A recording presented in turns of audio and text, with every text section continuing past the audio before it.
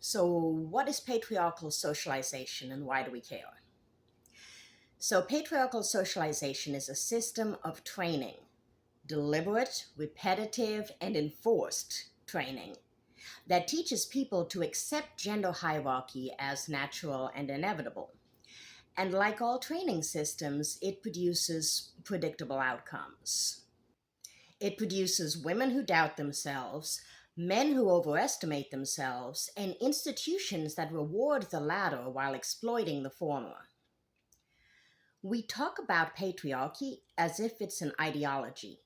It's not, it's programming. The first lesson we learn is that femininity is containment. From early childhood, girls are taught to shrink, physically, emotionally, and socially.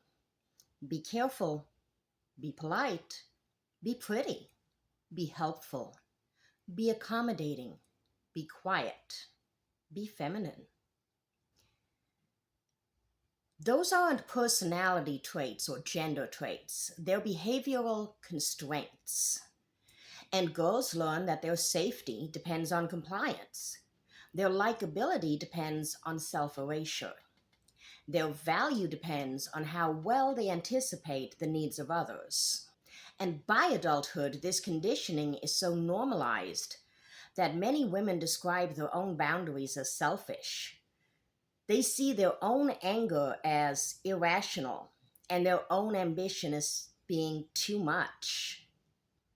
Patriarchal socialization doesn't just limit women's opportunities, it limits their very imagination, their ability to conceive of what they're allowed to want.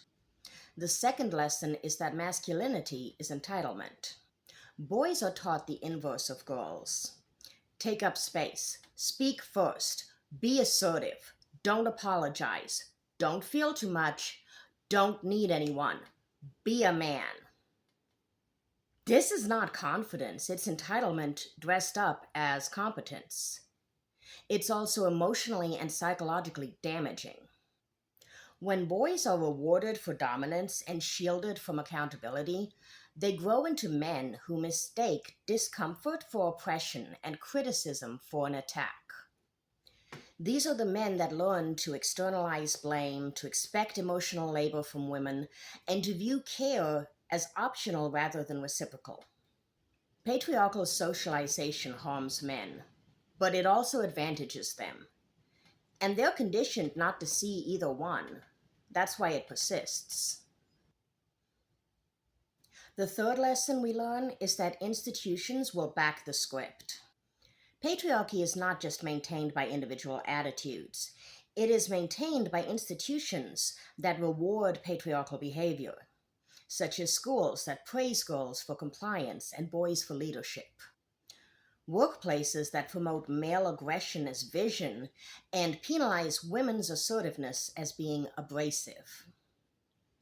We see media that frames women as emotional and men as rational, law that historically centers male authority in marriage, property, and custody. This system doesn't just socialize individuals, it also reinforces itself through every structure that shapes daily life, and we internalize that message early on. The fourth lesson is that women must police each other. One of the patriarchy's most effective strategies is outsourcing enforcement to women themselves. This is also an aspect of what's called triangulating women, which I'm making a whole nother video about. But women are taught to monitor each other's behavior, ambition, sexuality, and appearance.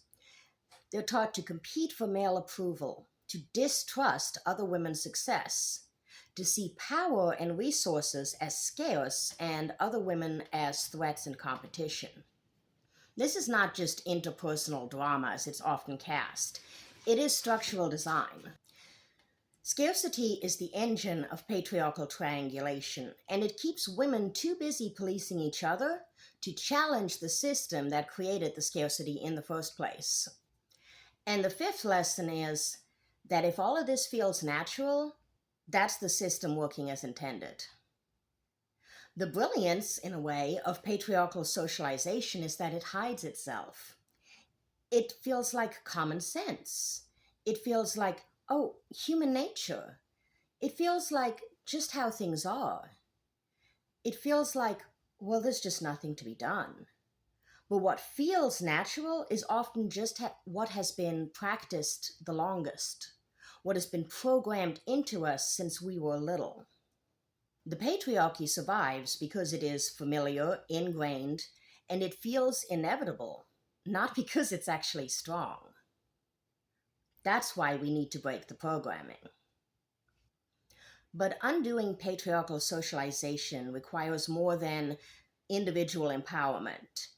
It requires collective consciousness raising, naming the system so it can no longer hide. It requires boundary literacy, teaching women that saying no is not cruelty, but clarity. It requires emotional retraining for men. Yeah, I said it. Replacing entitlement with accountability. It requires institutional redesign, shifting policies, norms, and incentives that reward patriarchal behavior. It requires centering solidarity over a sense of scarcity. And it requires refusing the triangulation that pits women against each other. Patriarchy is not inevitable. It is taught, and anything taught can be unlearned. But the first step has to be that we stop pretending that it's just the way things are.